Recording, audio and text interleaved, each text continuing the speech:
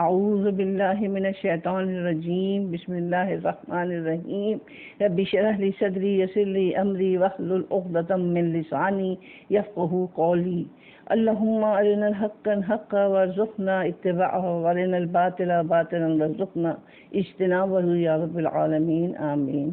یا ارحم الراحمین یا رب ذوالجلال والاکرام، آپ کے کرم اور آپ کے فضل سے آج ہم اس پارے کا اختتام کر رہے ہیں، پہلے پارے کا۔ اللہ تعالیٰ سے دعا ہے کہ ہم نے جتنا پڑھا ہے اور جو کچھ پڑھ رہے ہیں اس کو سمجھنے کی اور اس پہ عمل کرنے کی ہمیں پوری توفیق عطا فرمائے، آمین ثم آمین۔ وَإِذْ اور جب قالا کہا ابراہیم علیہ السلام نے رب اجعل اے میرے پروردگار بنا دیجئے ھذا اس کو بلدن شہر کو امن والا وارزق اور روزی دے اہلہ اس کے رہنے والوں کو من الثمرات پھلوں سے من آمنا منہم ان میں سے جو ایمان لائے من جو آمنا ایمان لائے منہم ان میں سے باللہ اللہ پر والیوم الآخر اور دن پر قیامت یعنی آخرت کے دن پر۔ یہاں بتایا گیا کہ حضرت ابراہیم علیہ السلام نے اپنے رب سے دعا کی کہ میرے رب بنا دے شہر کو امن والا اور ورزق کا کیا مطلب ہے؟ روزی دے۔ یہ کون سا صیغہ ہے؟ یہ فعل امر ہے جس میں مطلب حکم دیا جا رہا ہے یا کوئی بات کہی جا رہی ہے، ورزق۔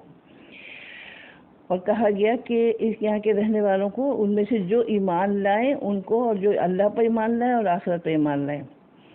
اللہ تعالیٰ نے فرمایا قالا فرمایا ومن اور جو کوئی کفرا انکار کرے گا کفر کرے گا فَأَوْ پس أُمَتِّعْهُ فائدہ پہنچاؤں گا اس کو قلیلاً تھوڑا سا ثم پھر استرہ مجبور کر دوں گا اس کو استرہ مجبور کر دوں گا اس کو الی طرف عذاب النار عذاب آگ کے یا دوزخ کے وبئس المصیر اور وہ دوری ہے بڑی بری ہے لوٹنے کی جگہ۔ اعوذ باللہ من الشیطان الرجیم بسم اللہ الرحمن الرحیم۔ اب یہ پہلی آیت یعنی 126 آیت کی تفسیر ہے۔ حضرت ابراہیم نے جس سرزمین میں بیت اللہ کی تعمیر کی اور اس کے جوار میں جس سرزمین میں حضرت اسماعیل کو آباد کیا، اس کے لیے بلد کا لفظ استعمال فرما کر گویا اس خواہش کا اظہار کیا کہ یہ سرزمین بے آب و گیا صحرا ہے اور ایک ایسی وادی ہے جس میں سبزے کا نام نشان نہیں، اسے ایک شہر کی صورت آباد فرما دے، اس کے رہنے والوں کو امن عطا فرما اور رزق کی دولت سے مالا مال عطا فرما۔ یہ دعائیں حضرت ابراہیم نے اس لیے فرمائیں کہ ان دونوں کے بغیر کسی سرزمین کا شہر کی صورت اختیار کرنا ناممکن ہے۔ یعنی کیا ضرورت کیا ہے زندگی کے لیے، شہر کے لیے، آبادی کے لیے؟ امن بھی ہو اور رزق بھی ہو۔ اب سوچئے کہ وہ شہر وہ بستی جس میں امن بھی نہ ہو اور رزق بھی نہ ہو، اس کا کیا حال ہے، وہ کیسی بستی ہے؟ تو یہاں یہی بتایا کہ انہوں نے سب سے پہلے یہ دعا اسی لیے کی کہ میں نے یہاں اپنی غیر ذی زرع وادی میں میں نے اپنے جسم کے حصے کو، اولاد کے حصے کو بسایا ہے، تو یہاں پر اس کو آپ ایک شہر بنا دیجئے۔ حضرت ابراہیم نے امن کی سرزمین اور پھلوں کے رزق کی دعا کی، اور کتنی اچھی کمپلیٹ دعا ہے۔ اللہ تعالیٰ نے حضرت ابراہیم کی یہ دعا بھی قبول فرمائی اور مکہ معظمہ کو امن والا شہر بنا دیا۔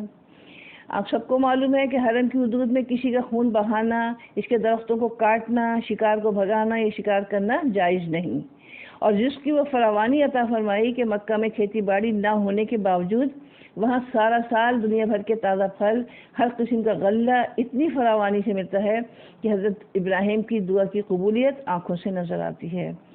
اس سے پہلے جب اللہ تعالیٰ نے حضرت ابراہیم علیہ السلام کے لیے امامت کا اعلان کیا تو فطری جذبے سے مجبور ہو کر حضرت ابراہیم نے فرمایا وَمِن ذُرِّيَّتِي یعنی میری اولاد میں سے بھی۔ اللہ تعالیٰ نے فرمایا لا ینال عہد الظالمین یعنی میرا عہد ظالموں کو نہیں پہنچے گا۔ جب آپ حضرت ابراہیم علیہ السلام نے یہ بات سنی تھی تو اس لیے جب دوسری دفعہ دعا کری تو انہوں نے کیا کہا کہ جو ایمان لائے اور روز آخرت پر یقین رکھے۔ تو اب ابراہیم علیہ السلام نے جس کی دعا ظالموں کو نکال کر صرف ایمان والوں کے لیے کی، تو اللہ تعالیٰ نے کیا فرمایا کہ امامت صالح کے لیے ایمان اور عمل شرط ہے۔ امامت صالح کے لیے ایمان اور عمل شرط ہے، رزق دنیا بالکل دوسری چیز ہے۔ امامت صالحہ صرف مومنین صالحین کو ملے گی، مگر رزق دنیا میں مومن اور کافر سب کو دیا جائے گا۔ اس سے بات سمجھ میں آتی ہے کہ اگر کسی کو رزق دنیا وافر مل رہا ہے تو یہ نہ سمجھے کہ اللہ بھی اس سے راضی ہے، یا ہم لوگ یہ سمجھنے لگیں کہ اللہ تعالیٰ نے اس کو بڑا نواز رکھا ہے، حالانکہ زمانے بھر کی برائیاں اس کے اندر موجود ہیں، برے برے کام کر رہے ہیں، تو شاید اللہ تعالیٰ اس کی برائیوں پر بھی اس سے راضی ہے، اس کو دیے جا رہے ہیں۔ نہیں، اللہ تعالیٰ کیا فرماتے ہیں؟ جو ناشکری کریں گے، ایمان اور عمل صالح کے بغیر زندگی گزاریں گے، آخرت میں جہنم میں جھونک دیے جائیں گے۔ استغفر اللہ۔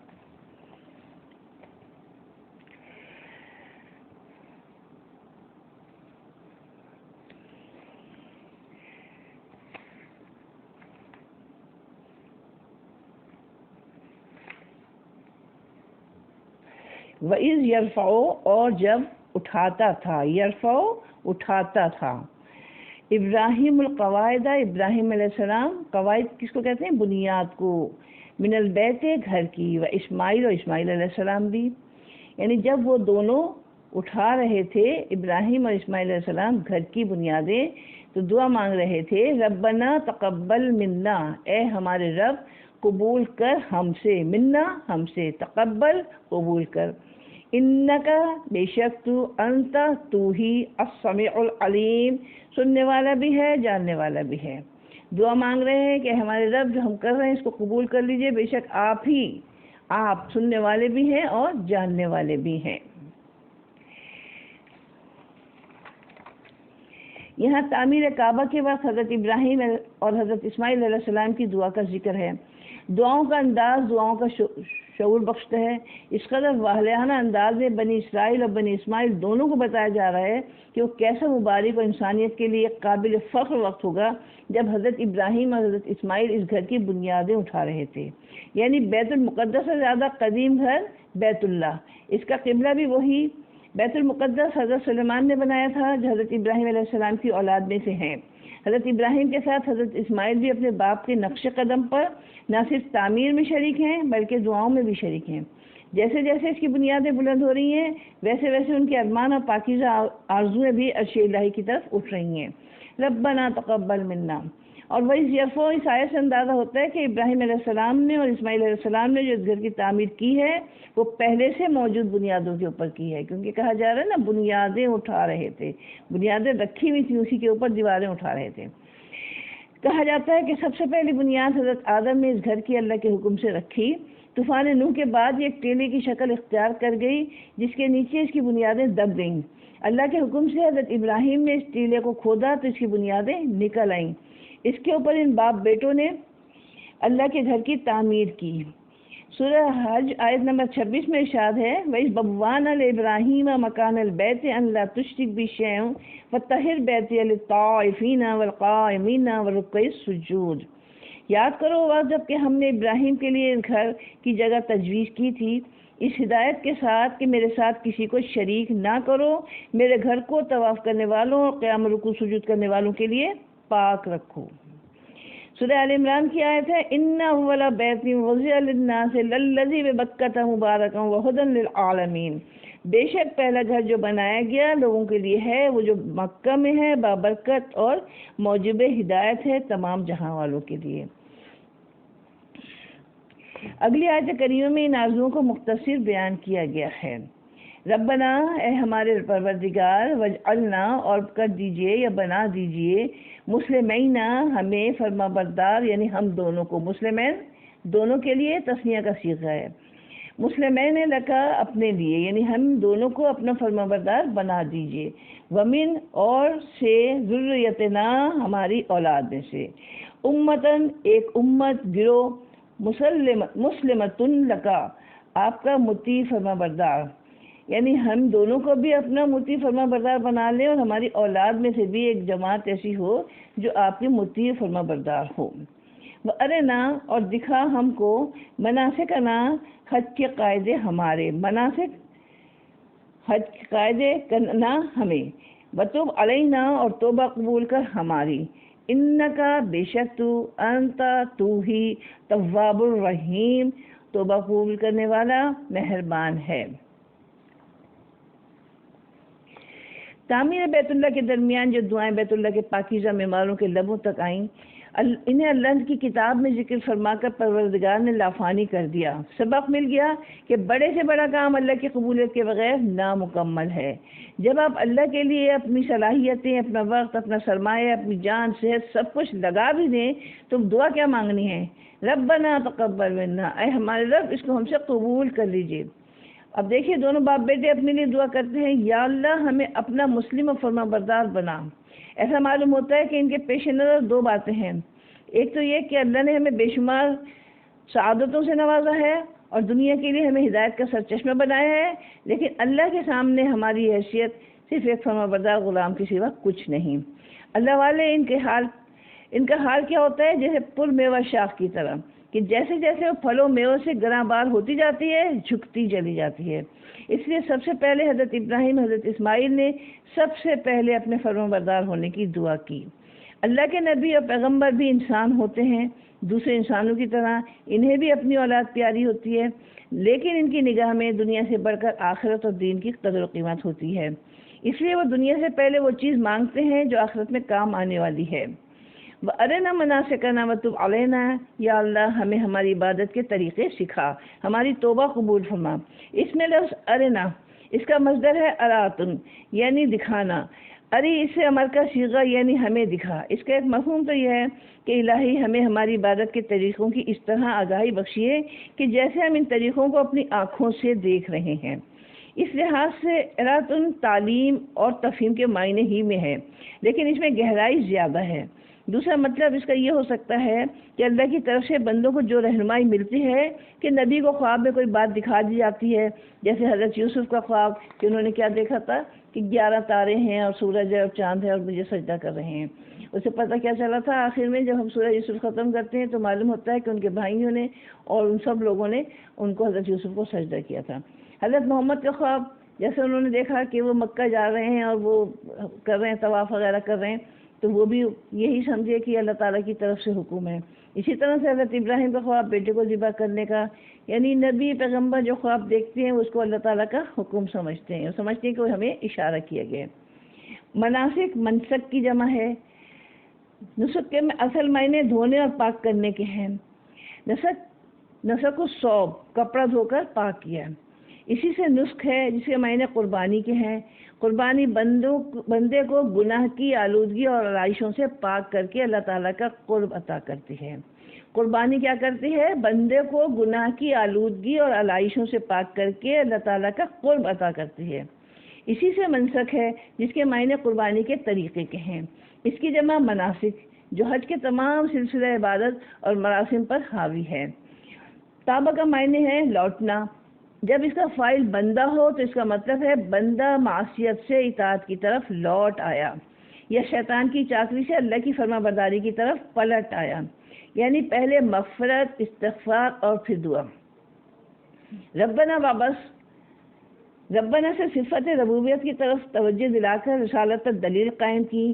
اس دعا کا ایک ایک لفظ انتہائی قابل توجہ سبق آموز ہے، یعنی اے ہمارے رب ہمیں زندگی کی جو نعمتیں، زندگی کے امکانات، زندگی کی رعنائیاں میسر ہیں، یہ سب تیری صفت ربوبیت کا صدقہ ہیں۔ تو نے ہمیں خلق کر کے چھوڑ نہیں دیا، بلکہ وقت کے ساتھ ساتھ جو ضرورت پیدا ہوئی اسے مہیا فرمایا۔ حضرت ابراہیم کی ذہانت کی داد دینا پڑتی ہے کہ آپ صلی اللہ علیہ وسلم آپ نے رسول مانگا تو ان تمام ضرورتوں اور نزاکتوں کا بھی خیال رکھا جو کسی بھی امت کے لیے ضروری ہیں۔ ربنا وابعث فیہم، اے ہمارے رب اور مبعوث فرما بھیج، فیہم ان میں، رسولن ایک رسول، منہم ان میں سے، یتلو سنائے، تلاوت کرے، علیہم ان پر، آیات کا تیری آیتیں، وَيُعَلِّمُهُمُ الْكِتَابَ اور سکھائے ان کو کتاب یا تعلیم دے ان کو کتاب کی، والحکمت اور حکمت، وَيُزَكِّيهِمْ اور ان کا تزکیہ کرے، انکا بے شک تو انت العزیز الحکیم، تو ہی غالب، زبردست اور بڑی حکمت والا ہے۔ پہلی بات حضرت ابراہیم نے یہ فرمایا کہ اللہ جن لوگوں کو میں تیرے محترم گھر کے پاس بسا رہا ہوں ان میں وہ رسول بھیجنا جس کی تعلیم کے نتیجے میں ایک امت مسلمہ وجود میں آئے۔ دوسری بات یہ فرمائی کہ یا اللہ ان میں وہ رسول بھیجنا جو انہی میں سے ہو جن کو یہ لوگ جانتے پہچانتے ہوں، جو ان کے مزاج آشنا ہو، ہم زبان ہو، ان کے خاندان سے واقف ہو، پہلے سے لوگ ان کو جانتے ہوں۔ اس کے بعد بعثت رسول کے 3 مقاصد بیان کیے جا رہے ہیں۔ تلاوت اور تعلیم کو 2 الگ الگ مقاصد کے طور پر بیان کیا۔ تلاوت کا تعلق الفاظ سے ہے اور تعلیم کے معنی میں ہوتا ہے، یعنی قرآن کریم میں جس طرح معانی مقصود ہیں اسی طرح اس کے الفاظ بھی مقصود ہیں، یعنی تلاوت بھی کرنی ہے اور معنی بھی جاننے ہیں۔ جب قرآن کریم کی تعریف کی جاتی ہے تو کہا جاتا ہے کہ قرآن کریم الفاظ اور معنی دونوں کا نام ہے۔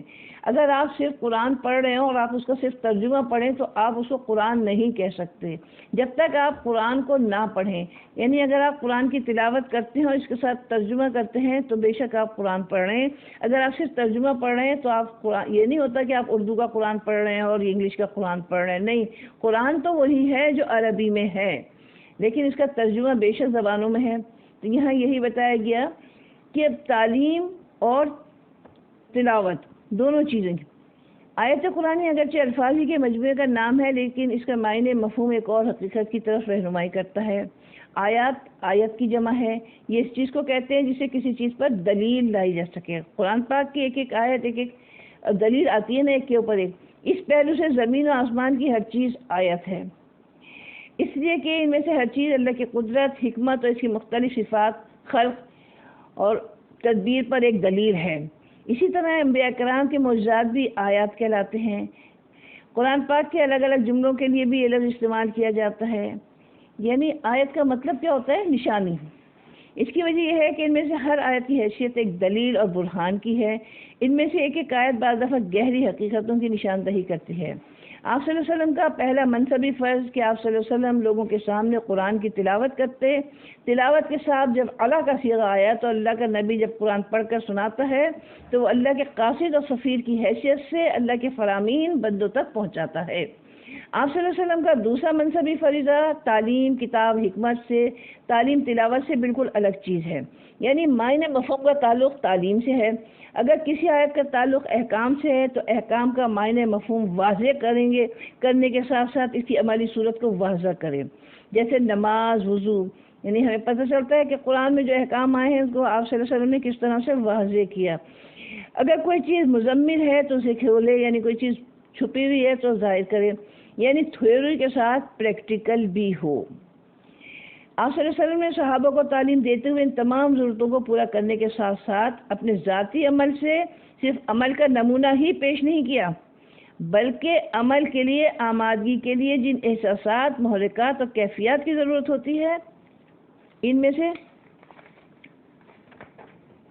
ایک ایک چیز کو آپ صلی اللہ علیہ وسلم نے تعلیم کا حصہ بنا لیا۔ قرآن سیکھنے والوں میں فکر، تدبر کی صلاحیت پیدا کرنا اور قرآن کریم میں غور و فکر کی استعداد پیدا کرنا، یہ بھی تعلیم کا ایک حصہ اور معلم کی ذمہ داری ہے۔ اہل علم نے اگرچہ حکمت کے مختلف معنی لیے ہیں، کہیں اس کو علم صحیح کہا گیا ہے، کہیں نیک عمل، کہیں عدل و انصاف، کہیں قول صادق، لیکن حضرت شیخ الہند نے اس کا ترجمہ تہ کی باتوں سے کیا ہے، اور یہی وہ تہ کی بات ہے جو حضرت صلی اللہ علیہ وسلم کی حدیث اور سنت سے ملتی ہے، جو سرتاپا قرآن کریم ہی سے ماخوذ اور مستبد ہوتی ہے۔ تیسرا فرض منصبی آپ کا تھا تزکیہ نفوس۔ تزکیہ کا معنی ہے صاف ستھرا بنانا۔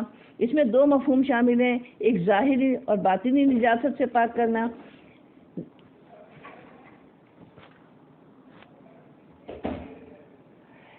ظاہری نجاست اور باطنی نجاست سے پاک کرنا۔ ظاہری نجاست سے تو سب واقف ہیں اور باطنی نجاست سے بھی تقریباً سب واقف ہیں، یعنی حرص، حسد، کینہ، کفر، شرک، غیر اللہ پر توکل۔ اور دوسرا مفہوم جو اس میں شامل ہے وہ ہے نشو و نما دینا۔ در حقیقت دونوں چیزیں ایک دوسرے کے لیے لازم ملزوم ہیں۔ زمین کی صفائی، جب آپ کوئی چیز بوتے ہیں، بیج بوتے ہیں تو کیا کرتے ہیں؟ پہلے زمین کی صفائی کرتے ہیں، گوڈی کرتے ہیں اور پھر بیج ڈالتے ہیں۔ تو اس لیے تزکیہ کے لیے بھی صحبت صالحہ بھی ضروری ہے۔ حضرت محمد صلی اللہ علیہ وسلم نے تزکیہ بھی کیا اور اسی طرح سے آپ نے تعلیم بھی، تلاوت بھی، ساری چیزیں۔ یہاں ابراہیم اور اسماعیل علیہ السلام کی دعا کا خاتمہ ہے۔ رسولن سے مراد نبی کریم ہے، کیونکہ بنی اسماعیل کی اولاد میں آپ صلی اللہ علیہ وسلم کے علاوہ کوئی دوسرا نبی نہیں ہوا۔ اصحاب رسول نے آپ صلی اللہ علیہ وسلم سے فرمایا کہ آپ ہمیں اپنے متعلق بتائیں، تو آپ صلی اللہ علیہ وسلم نے فرمایا میں اپنے باپ ابراہیم کی دعا، کہتے ہیں نا دعائے خلیل اور نوید مسیحا، تو یہاں یہی بات انہوں نے بتائی اور کہا کہ میں عیسیٰ کی بشارت ہوں۔ میری والدہ کو جب میرا حمل ٹھہرا تو انہوں نے دیکھا کہ ان کے بدن سے ایک نور نکلا جس سے بصرہ روشن ہو گیا۔ بصرہ شام کی سرزمین میں ہے۔ مستدرک سے امام حاکم نے اس کو روایت کیا ہے۔ الکتاب سے مراد قرآن مجید، حکمت سے مراد حدیث پاک ہیں، پاک کرنے سے مراد شرک اور گناہوں سے پاک کرنا اور اطاعت و اخلاص کی تعلیم دینا۔ انکا انت سے مراد تو ہی ہے، غالب اور حکمت والا۔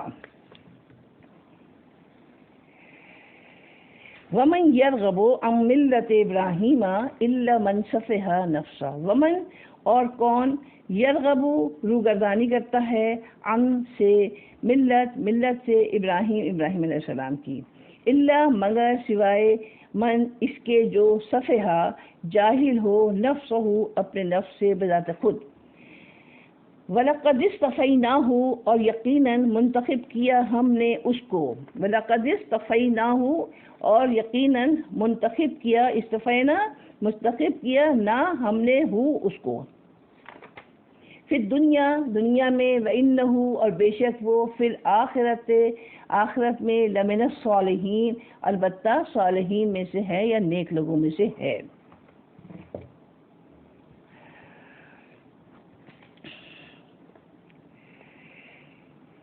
رغبہ ماضی ہے، یرغب و مضارع ہے، مفہوم اس کا کیا ہے، رغبت کرنا، مشتاق ہونا، لیکن جب اس کا صلہ ان سے آتا ہے تو اس کے معنی بالکل الٹ جاتے ہیں، یعنی بے رغبت ہونا، بیزار ہونا، اعراض کرنا، یہاں اسی معنی میں استعمال ہوا ہے، وَمَن يَرْغَبُ عَن مِلَّةِ ابراہیم، یعنی اس بات کو نہایت زور اور چیلنج کے انداز میں کہا جا رہا ہے کہ ملت ابراہیم یعنی ابراہیم علیہ السلام کے طور طریقہ دین سے اس سے کوئی اعراض کر ہی نہیں سکتا۔ کون کرے گا؟ جو عقل اور خرد سے بیگانہ ہو۔ عقل خرد کے ساتھ دیکھا جائے تو ملت ابراہیم کا اتباع تو ہو سکتا ہے مگر اعراض کا فیصلہ نہیں۔ ملت ابراہیم یعنی ایک اللہ کی عبادت اور اپنے آپ کو مکمل طور پر اس کے سپرد کر دینا، تابع فرما بنا دینا۔ اس آیت میں یہود و نصارہ اور مشرکین عرب کی تردید ہے کہ وہ تینوں ملت ابراہیم کے دعوے دار تھے مگر عملاً اس سے بالکل بے رغبت بلکہ شدید مخالف تھے۔ انہوں نے اس میں شرک بدعت کو شامل کر کے اپنا الگ الگ طریقہ بنا لیا تھا۔ یہود نے عزیر کو اللہ کا بیٹا، نصرانی تین خدا مانتے تھے، صلیب کی پرستش اس پر مزید تھی۔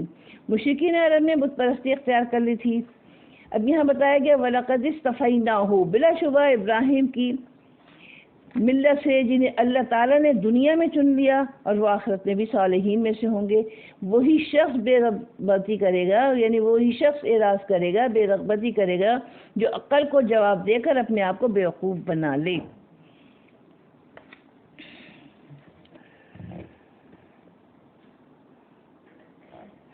اس قالا جب کہا، لہو اس کو، ربہ اس کے رب نے، پروردگار نے، اسلم اسلام لے آؤ۔ اسلم کیا ہے؟ صیغہ کس کا ہے؟ امر کا ہے، فعل امر، اسلام لے آؤ۔ قالا انہوں نے کہا، اسلم تو میں فرما بردار ہوا، لرب العالمین رب کا تمام جہانوں کے۔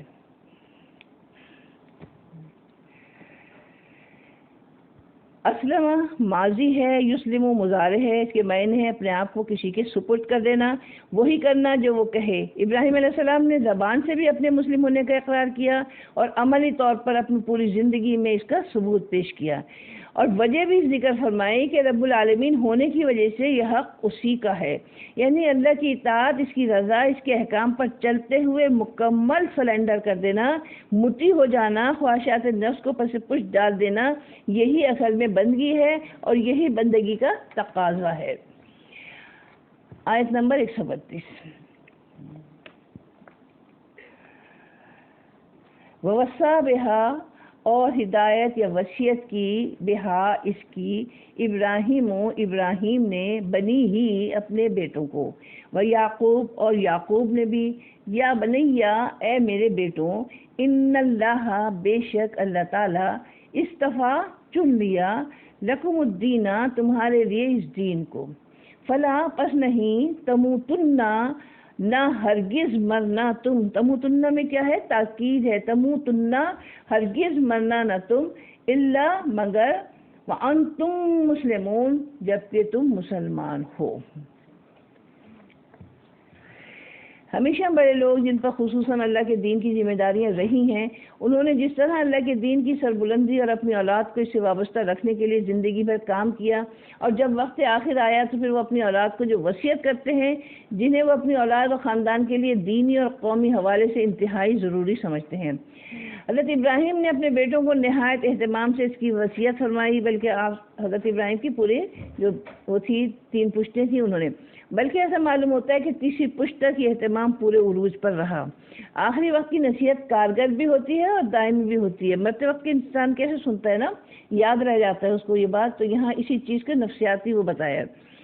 دوسری بات یہ بتائی اس آیت کریمہ میں کہ اس دین سے وابستگی زندگی کے کسی خاص دور تک محدود نہیں، یہ تو پوری زندگی کا معمول ہے، یہی زندگی کا قانون اور دستور ہے۔ اس سے تنہائیاں آباد ہوتی ہیں، اسی سے شخصیتیں بنتی ہیں، اسی سے زندگی کو آداب ملتے ہیں، زندگی تمام ہو جاتی ہے، دین تمام نہیں ہوتا۔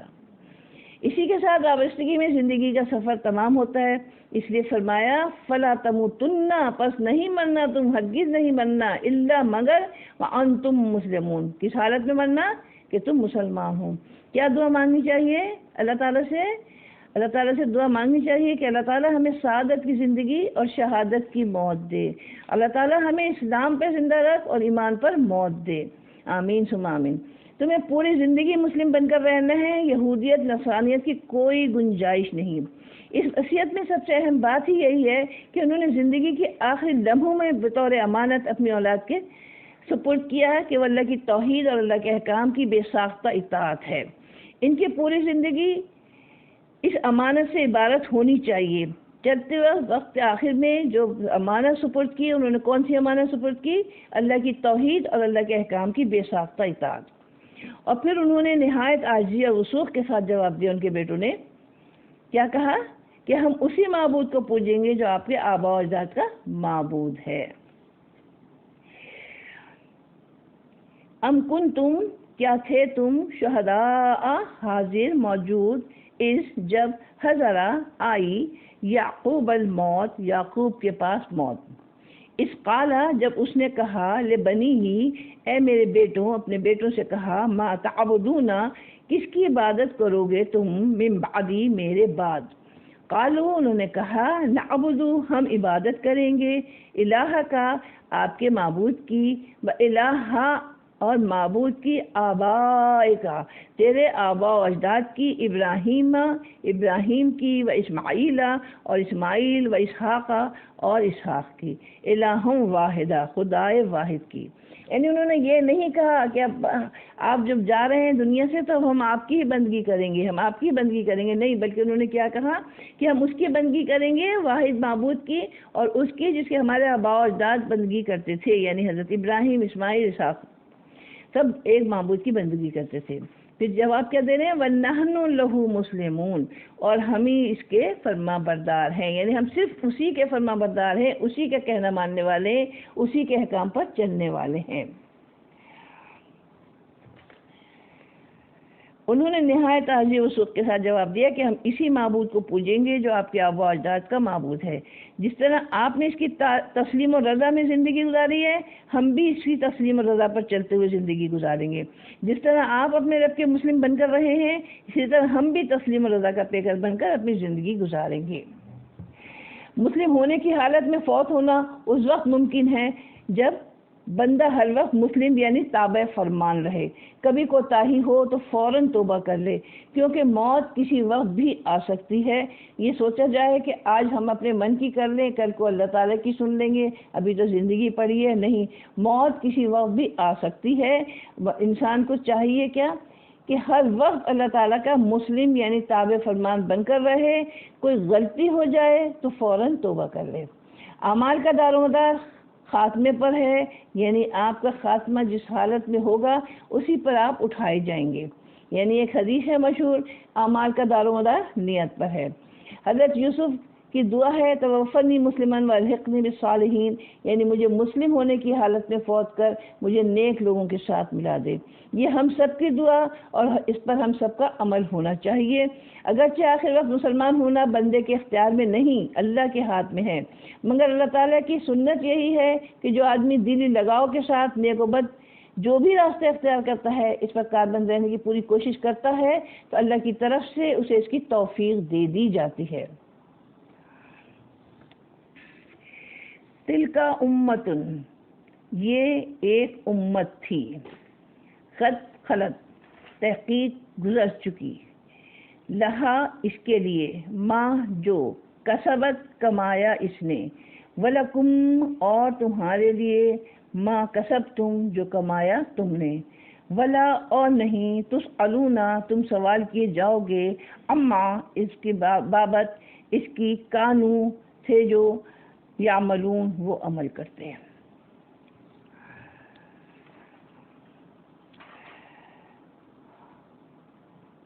اس آیت میں یہود و نصارہ کی گمراہی کا سبب جو کئی دفعہ بیان کیا جا چکا ہے، پھر بتایا جا رہا ہے کہ ایمان و عمل کو نجات کی بنیاد بنانے کے لیے کے بجائے نسل اور نسب کو بنیاد بنانا، اس پر فخر کرنا اور یہ کہنا کہ ہمیں دوزخ کی آگ نہیں چھوئے گی، ہم جنتی ہیں، یہاں اللہ تعالیٰ نے فرمایا کہ نجات صرف ملت ابراہیم کے اتباع میں ہے۔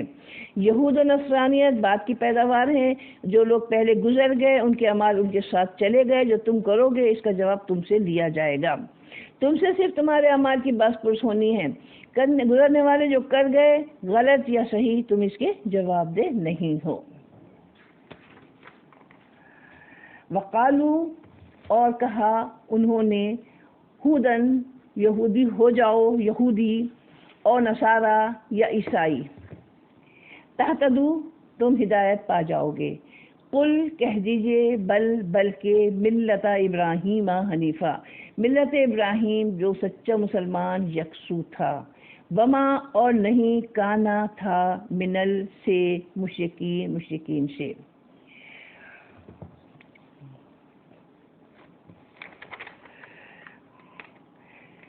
اس آیت سے پہلے کئی آیات میں حضرت ابراہیم کی تاریخ تعارف کے حوالے سے جو باتیں ارشاد فرمائی گئی ہیں اور اسی کے ضمن میں حضرت کی بعثت کو جس طرح دعائے خلیل کا نتیجہ قرار دیا گیا، پھر جس طرح حضرت ابراہیم اور ان کی اولاد کے اعتقادات اور زندگی کی روش کو نمایاں کیا گیا ہے، اس کے بعد یہودیت یا نصرانیت جیسے تصورات کے لیے کوئی گنجائش نہیں رہ جاتی۔ لیکن جب ہم اچانک ان کی طرف سے اس آیت کی صورت میں یہودیت اور نصرانیت کی دعوت کو دیکھتے ہیں، قالوا کونوا ھودا و نصارا، اور اس پر ان کا اصرار دیکھتے ہیں کہ وہ اس کو ہدایت کا ذریعہ سمجھتے ہیں، تو اس بات کا یقین ہونے لگتا ہے کہ قوموں کا جب زوال مکمل ہو جاتا ہے تو ان کے لیے اپنی روش میں ترمیم کرنا، صحیح بات کو قبول کرنا سب سے مشکل مرحلہ ہوتا ہے۔ وہ اپنے طرز کہن کو کسی بھی طرح بدلنے کو تیار نہیں ہوتے۔ اقبال نے اس حقیقت کا اظہار کرتے ہوئے فرمایا، آئین نو سے ڈرنا، طرز کہن پہ اڑنا، منزل یہی کٹھن ہے قوموں کی زندگی میں۔ زبانی دعویٰ علم کے بغیر اس کی کوئی حیثیت نہیں۔ حاصل کلام یہ کہ ہدایت کا راستہ یہودیت یا نصرانیت نہیں بلکہ ملت ابراہیم ہے۔ حضرت ابراہیم کے بارے میں یہ بات مسلم ہے کہ وہ حنیف تھے۔ حنف سے ہے جس کے اصل معنی جھکنے مائل ہونے کے ہیں۔ حنیف اس شخص کو کہتے ہیں جو ہر طرف سے کٹ کر پوری یکسوئی کے ساتھ خدا کا ہو کر رہے۔ اہل کتاب مسلمانوں کو یہودیت اور نصرانیت کی دعوت دیتے اور اس ہدایت کو اپنے ذہن میں منحصر مانتے تھے۔ ابن عباس فرماتے ہیں کہ عبداللہ بن سوریہ جو یہودی تھا، اس نے آپ سے کہا، ہدایت صرف وہ ہے جس پر ہم ہیں، اس لیے آپ صلی اللہ علیہ وسلم ہماری پیروی کریں تو ہدایت پا جائیں گے۔ نصرانیوں نے بھی یہی کہا، اس پر یہ آیت اتری۔ ابن کثیر بسند حسن سے ہے یہ، یعنی آپ صلی اللہ علیہ وسلم کو کہا گیا کہ آپ کہہ دیں ہم تو ملت ابراہیم کی پیروی کریں گے جو حنیف اور مسلم تھے، تمام گروہوں آباء و اجداد کے طریقوں سے ہٹ کر ایک اللہ کی طرف ہو کر پوری طرح اس کے تابع فرمان تھے اور مشرک نہ تھے۔ حضرت ابراہیم، ان کا دین حق پر ہونا تم بھی مانتے ہو، تمہارا حال یہ ہے کہ تم ایک طرف شرک میں گرفتار ہو کر عزیر اور عیسیٰ کو اللہ تعالیٰ کے بیٹے مانتے ہو، کبھی 3 خدا مانتے ہو، کبھی صلیب کی پوجا کرتے ہو، دوسری طرف تم وحی الہی کے بجائے احبار اور رہبان کی تقلید میں فرقوں میں بٹے ہوئے ہو، تم ہدایت پر ہونے کا دعویٰ کرتے ہو، کس منہ سے؟ افسوس، اب تو مسلمانوں کی اکثریت کا بھی یہی حال ہے کہ جس طرح یہود و نصارہ مشرکین نے ملت حنیفی کو ترک کر کے آپ صلی اللہ علیہ وسلم سے مدتوں بعد آنے والے بزرگوں کی تقلید کو جو نبی بھی نہیں تھے واجب قرار دیا۔ آپ سمجھ گئے ہوں گے کیا اشارہ ہے، یعنی کیا داتا گنج بخش ہے تو پیر گیلانی شاہ ہیں، جتنے بھی مطلب بزرگ ہیں قابل احترام بزرگ ہیں، لیکن نہ وہ آپ صلی اللہ علیہ وسلم سے بڑے ہیں نہ وہ اللہ تعالیٰ سے بڑے ہیں۔ آپ صلی اللہ علیہ وسلم تو انسانیت میں آپ صلی اللہ علیہ وسلم کا کوئی نمونہ ہی نہیں ہے۔ تو یہاں ان لوگوں نے کیا کیا، اللہ کے بجائے غیر اللہ سے مانگنے کو، حج کے بجائے بزرگوں کے مقبروں پہ جانے کو، نماز روزہ زکوٰۃ ترک کر کے خود ساختہ وظائف اور چلہ کشی کو اللہ کے قرب کا ذریعہ قرار دیا۔ یہ کہہ دیا گیا یہ پڑھ لو تو یہ ہو جائے گا، یہ کر لو تو یہ ہو جائے گا۔ اسلام دراصل عقائد اور اصول کے مجموعے کا نام ہے، یعنی یہ رسم و رواج کا نام نہیں ہے، یعنی توحید کا عقیدہ، وحی الہی کا اتباع، دین و ملت سے یہی مراد ہے۔ تمام انبیاء ایک ہی دین و ملت یعنی اسلام کے پیروکار تھے، اگر کچھ اختلاف تو بعض احکام میں۔ آپ صلی اللہ علیہ وسلم نے فرمایا تمام انبیاء اللہ بھائی ہیں۔ اللہ بھائی ہیں کہ کیا مطلب سمجھے آپ لوگ، یعنی باپ سے ایک ہیں، ان کی مائیں یعنی شریعتیں مختلف ہیں، یعنی جس کی مائیں مختلف ہوں باپ ایک ہو اس کو اللہ بھائی کہتے ہیں نا۔ ان کا دین ایک ہے، بخاری کی حدیث ہے، احادیث الانبیاء میں سے ہے۔ اس لحاظ سے دین محمدی ملت ابراہیم ہی ہے، یہودیت نصرانیت ملت ابراہیم سے خارج ہیں، کیونکہ ابراہیم علیہ السلام مشرک نہ تھے بلکہ حنیف مسلم تھے۔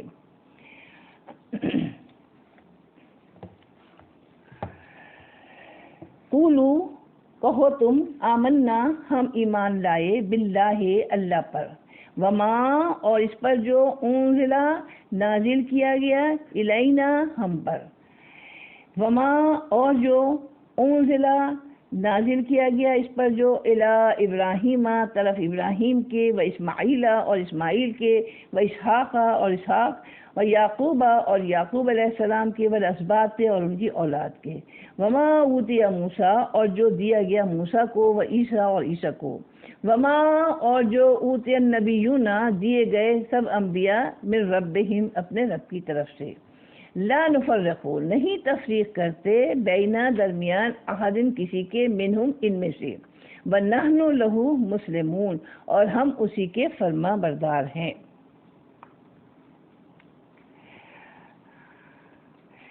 اس آیت کریمہ میں یہود و نصارہ کی دعوت کا جواب بھی ہے اور ملت ابراہیم کی تشریح اور تعبیر بھی، کہ تم ہمیں یہ دعوت دیتے ہو کہ یہودی یا نصرانی ہو جاؤ تو ہدایت پا جاؤ گے، لیکن ہم تمہیں بتاتے ہیں کہ ہم اللہ کی ہدایت کے مطابق اللہ پر ایمان رکھتے ہیں، اس ہدایت پر ایمان لائے ہیں جو اللہ کی طرف سے ہمارے رسول صلی اللہ علیہ وسلم کے واسطے ہم پر اتاری گئی ہے۔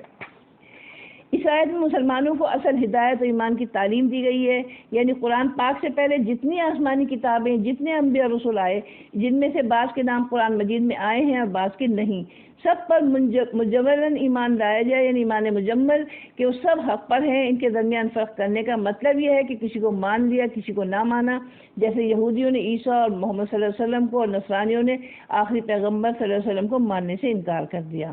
البتہ تفصیلی ایمان صرف قرآن پر ضروری ہے، یعنی اس کے ہر حکم کو ماننا اور اس پر عمل کرنا، کیونکہ قرآن پاک آنے سے پہلی تمام کتابیں منسوخ ہو گئیں، پہلے تمام پیغمبر خصوصاً اپنی قوم کی طرف آئے تھے، جبکہ آپ قیامت تک تمام لوگوں کی طرف بھیجے گئے۔ پہلی کوئی آسمانی کتاب محفوظ نہیں رہی بلکہ ان میں تحریف ہو گئی، جبکہ قرآن مجید ہر طرح سے محفوظ ہے۔ ابو ہریرہ فرماتے ہیں کہ اہل کتاب تورات عبرانی میں پڑھتے، پھر اہل اسلام کے لیے اس کی عربی میں اس کی تفسیر کرتے۔ تو آپ صلی اللہ علیہ وسلم نے فرمایا اہل کتاب کو نہ سچا کہو نہ جھوٹا کہو، بلکہ یوں کہو آمنا باللہ وما انزل الینا، یعنی ہم ایمان لائے اللہ پر، اس پر جو ہماری طرف نازل کی گئی۔ بخاری کی حدیث ہے۔ والاسباط یہ سبت کی جمع ہے جس کے معنی آسانی سے پھیلنا ہے۔ اولاد کی اولاد کو اس وجہ سے سبت کہا جاتا ہے کہ یعنی وہ 1 سے 2 سے 3، 3 سے 4 اس طرح سے بڑھتے جاتے ہیں نا۔ حضرت یعقوب کے 12 بیٹے تھے، ان کی اولاد کے 12 قبائل الاسباط کہلاتے ہیں۔ نحن مسلمین میں لہو آنے سے اس کا ترجمہ ہم اسی کے فرما بردار ہیں۔ آیت نمبر 137۔ فَإِنْ آمَنُوا پس اگر وہ ایمان لے آئیں، ما آمنتم اس طرح جیسے ایمان لائے ہو تم، بہی اس پر، فقد اہتدوا پس تحقیق انہوں نے ہدایت پائی، وَإِن تَوَلَّوْا اور اگر وہ پھر جائیں، فَإِنَّمَا تو بے شک ہم فی شقاق ضد میں ہیں وہ، عنقریب فَسَيَكْفِيكَهُمُ اللَّهُ پس عنقریب کافی ہوگا ان کے مقابلے میں، فا پس یکفی کافی ہوگا، ہم اللہ ان کے لیے، اللہ یعنی بس ان کے مقابلے میں تمہیں اللہ کافی ہوگا، وَهُوَ السَّمِيعُ الْعَلِيمُ اور وہ سنتا بھی ہے اور جانتا بھی ہے۔ شقاق مصدر ہے، اس کا شقن ہے، مطلب یہ یعنی بعض کا ایک شق میں اور بعض کا دوسری شق میں ہو کر مقابلے پر آنا۔ یہاں یہ بتایا جا رہا ہے کہ اگر یہ جس طرح تم ایمان لائے ہو، یعنی ایمان مجمل بھی اور مفصل بھی، تو بے شک یہ ہدایت پر ہیں۔ اسلام کوئی سیاست بازی نہیں، یہ تو دنیا عقبہ کی کامیابی کی ضمانت ہے۔ ہدایت یکسر اللہ کے احکام کے مطابق اللہ کی رضا کے لیے سب کچھ سپرد کر دینے کا نام ہے، اسی کو اسلام کہتے ہیں۔ اگر تم یہ روش اختیار کر لیتے ہو تو تم بھی ہدایت پر آ گئے، اگر منہ موڑتے ہو، اعراض کرتے ہو، ہر میدان میں مشکلات پیدا کرنے کے در پہ ہو، مسلمانوں کے لیے گھبرانے کی کوئی بات نہیں، کیونکہ یہ سازشی لوگ ہیں، سازشی بزدل ہوتے ہیں، سامنے آ کر وار نہیں کرتے، در پردہ آپ صلی اللہ علیہ وسلم پر حملہ کرنے کی سازشیں کرتے رہتے۔ اللہ نے آپ صلی اللہ علیہ وسلم کو اپنی حفاظت میں رکھا اور ان کی در پردہ دشمنی اور سازشوں سے محفوظ رکھا۔ آپ صلی اللہ علیہ وسلم کو براہ راست خطاب کر کے مسلمانوں کو تسلی دی جا رہی ہے کہ اہل کتاب کی روش سے پریشان نہ ہونا، فَسَيَكْفِيكَهُمُ اللَّهُ ان کے مقابلے میں اللہ تمہارے لیے کافی ہوگا۔ اس وعدے کے مطابق اللہ تعالیٰ آپ صلی اللہ علیہ وسلم کے لیے کافی ہو گیا۔ بنو نذیر، بنو قینقاع مدینے سے نکالے گئے، بنو قریظہ قتل ہوئے اور بالآخر تمام یہود و نصارہ پورے جزیرہ عرب سے نکال دیے گئے۔ اللہ تعالیٰ سننے والا بھی ہے اور جاننے والا بھی ہے۔ آیت 38، صبغۃ اللہ رنگ اللہ کا، ومن اور کون کس کا، احسن زیادہ اچھا، من اللہ سے اللہ کے، صبغتاً رنگ، ونحن اور ہم لہو اسی کے، عابدون بندگی کرنے والے ہیں۔ صبغۃ اللہ فعل امر ہے، یعنی اللہ کا رنگ اختیار کرو۔ ہم اللہ کا رنگ اختیار کرتے ہیں۔ اس آیت میں اللہ کے رنگ سے مراد دین اسلام یا وہ فطرت ہے جس پر اللہ تعالیٰ نے لوگوں کو پیدا کیا۔ آپ صلی اللہ علیہ وسلم کی ایک حدیث کا مفہوم ہے نا کہ ہر بچہ دین فطرت پہ پیدا ہوتا ہے، بعد میں اس کے ماں باپ کچھ یہودی یا نصرانی اس کو بنا دیتے ہیں، یعنی اسلام کون سا دین ہے؟ دین فطرت ہے۔ نصارہ نے نصرانیت کے لیے ایک زرد رنگ کا پانی مقرر کر رکھا تھا۔ جب کوئی بچہ پیدا ہوتا یا کوئی شخص ان کے دین میں داخل ہوتا تو اس کو اس پانی سے غسل دیتے اور کہتے کہ یہ اب پاک ہو گیا، صحیح معنوں میں نصرانی ہو گیا۔ اس رسم کا نام ان کے ہاں بپتسمہ رکھ دینا تھا۔ چنانچہ اس آیت میں اللہ تعالیٰ نے ان کی تردید فرمائی اور فرمایا کہ سب سے بہتر رنگ اللہ کا رنگ ہے، یعنی دین اسلام، جسے حضرت نوح سے لے کر تمام انبیاء کرام مبعوث ہوئے۔ تمہیں چاہیے کہ اس کی پابندی کرو۔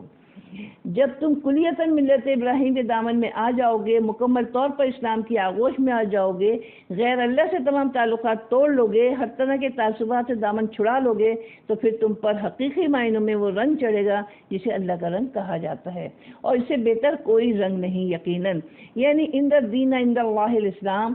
تمہاری شخصیت میں وہ نکھار آئے گا جس پر صرف اللہ کی رحمت کا سایہ ہوگا، کیونکہ اللہ کا رنگ ابدیت کا رنگ ہے، اس لیے فرمایا نحن لہو عابدون، اور ہم اسی کی بندگی کرتے ہیں۔ بندے کا حقیقی رنگ بندگی ہے، بندگی کا تقاضا سب کچھ اللہ کی اطاعت میں دے دینا، دل کو اس کی محبت سے آباد کرنا کہ ہر دیکھنے والی آنکھ اس کی بندگی میں اللہ کی کبریائی اور اس کی حاکمیت کی چھاپ دیکھے۔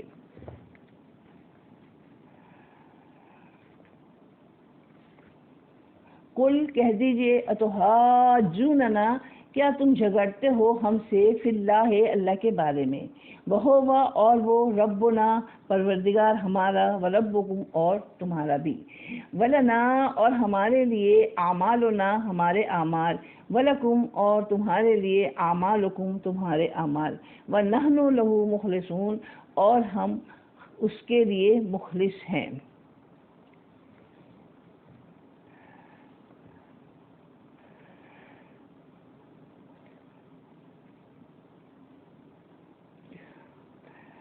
یہود مسلمانوں سے جھگڑتے کہ تمام انبیاء بنی اسرائیل میں سے ہوئے ہیں، پھر یہ آخری نبی عرب سے کیسے مبعوث ہو گئے، ہمارا دین سب سے بہتر اور تمام انبیاء کا دین ہے۔ تو اس آیت میں ان کی تردید فرمائی گئی، بتایا گیا کہ تم کو سارے حقائق کھول کر بیان کر دیے گئے ہیں، تمہاری کتابیں بھی اس کی تصدیق کر رہی ہیں، تمہارا نہ ماننا نبی صلی اللہ علیہ وسلم کو نہ ماننا نہیں بلکہ تم اللہ کو ماننے سے انکار کر رہے ہو۔ اللہ تعالیٰ نے قرآن مجید میں بھی فرمایا تھا نا کہ یہ ظالم تمہارا انکار نہیں کر رہے بلکہ یہ تو مجھے جھٹلا رہے ہیں۔ تو یہاں اسی چیز کو کہا گیا، انبیاء کرام اللہ کی طرف سے مبعوث کیے گئے، جس کو اللہ نے جہاں چاہا مبعوث کیا۔ انبیاء کرام میں سے کسی کو ماننا، کسی کا انکار کرنا دراصل خدا کا انکار ہے۔ اللہ ہمارا بھی رب ہے، تمہارا بھی رب ہے، تمہارے اعمال بھی تولے جائیں گے، ہمارے بھی جو تم کرو گے اس کا بدلہ تمہارے لیے، جو ہم کر رہے ہیں اس کی جزا ہمارے لیے۔ وَنَحْنُ لَهُ مُخْلِصُونَ، یعنی ہماری بندگی غلامی صرف اللہ کے لیے ہے، ہمارا ہر عمل عقیدہ نظریہ خالصتاً اللہ کی رضا کے لیے۔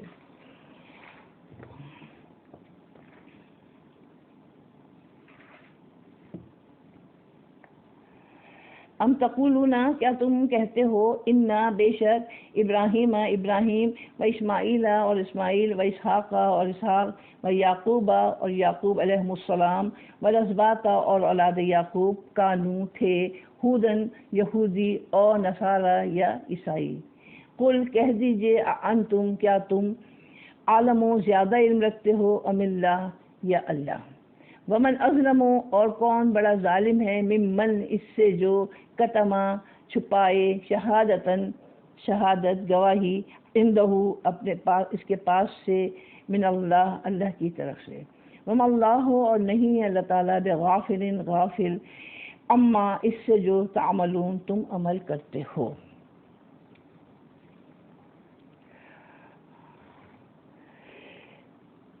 اب یہاں اس بحث کو سمیٹتے ہوئے پھر ایک دفعہ یہود و نصارہ پر اتمام حجت کی جا رہی ہے۔ ان سے پوچھا جا رہا ہے کہ اگر تم واقعی یہ کہتے ہو کہ حضرت ابراہیم، اسماعیل، اسحاق اور یعقوب علیہ السلام اور ان کی اولادیں یہودی تھے یا نصرانی تھے، اگر تمہارا اب بھی یہی خیال ہے تو پھر یہ نہایت خطرناک صورتحال ہے، کیونکہ خود تمہاری کتابیں ان حقائق سے بھرپور ہیں کہ تمہارے بزرگ یہودیت و نصرانیت سے بہت پہلے گزر چکے۔ یہودیت اپنے موجودہ نظریات عقائد کے مطابق حضرت موسیٰ کے بہت بعد اور نصرانیت اپنے مخصوص نظریات اور عقائد کے مطابق حضرت عیسیٰ کے بہت بعد وجود میں آئی۔ یہود و نصارہ کے عالم لوگ اس بات کو اچھی طرح جانتے تھے، مگر ان کے علماء نے عوام کے ذہن میں یہ بات پختہ کر دی تھی کہ تمام انبیاء یہود کے قول کے مطابق یہودی تھے اور نصارہ کے قول کے مطابق نصرانی تھے۔ اگر تم مسلسل اپنی بات پر اڑے رہے تو جان رکھو کہ اللہ تعالیٰ غافل نہیں ہے، اپنے انجام کے بارے میں سوچ لو۔ اس آیت میں اللہ تعالیٰ نے علماء یہود و نصارہ کی اس بددیانتی کو ظاہر فرمایا اور شہادت چھپانے کے مجرم قرار دے کر سب سے بڑا ظالم قرار دیا ہے۔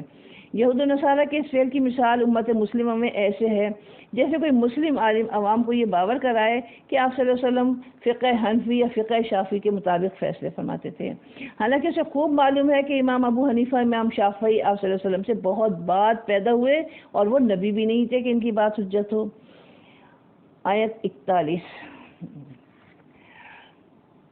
تل کا یہ وہ امتن ایک جماعت ہے، امت ہے، خط خلط تحقیق گزر چکی، لہا اس کے لیے، ماں جو کسبت کمایا اس نے، ولکم اور تمہارے لیے، ماں کسب تم جو کمایا تم نے، ولا اور نہیں، تسألون تم سے پوچھا جائے گا، اما اس چیز کے بارے میں، کانو تھے جو یعملون وہ عمل کرتے۔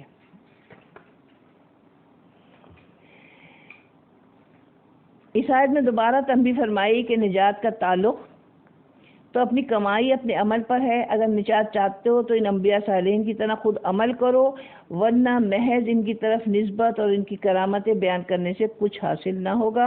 آپ صلی اللہ علیہ وسلم نے فرمایا جس کے عمل نے اسے پیچھے رکھا اسے اس کا نسب آگے نہیں بڑھا سکے گا۔ مسلم کی حدیث ہے۔ آج کے دور میں ہم اپنا جائزہ لے لیں، ہم پیارے نبی صلی اللہ علیہ وسلم سے بہت محبت کا دعویٰ کرتے ہیں اور بہت ان کی کرتے ہیں، نعتیں پڑھتے ہیں اور میلاد ہوتا ہے اور یہ سارا کچھ ہوتا ہے، لیکن ہم آپ صلی اللہ علیہ وسلم کی اطاعت نہیں کرتے، آپ کا اتباع نہیں کرتے۔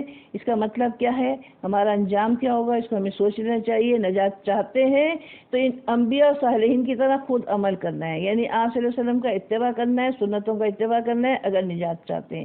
خالی آپ صلی اللہ علیہ وسلم کی نسبت ہمیں کوئی فائدہ نہیں دے گی۔ وآخر دعوانا ان الحمد للہ رب العالمین. سبحانک اللہم و بحمدہ، نشہد ان لا الہ الا انت ونستغفرک ونتوب الیک.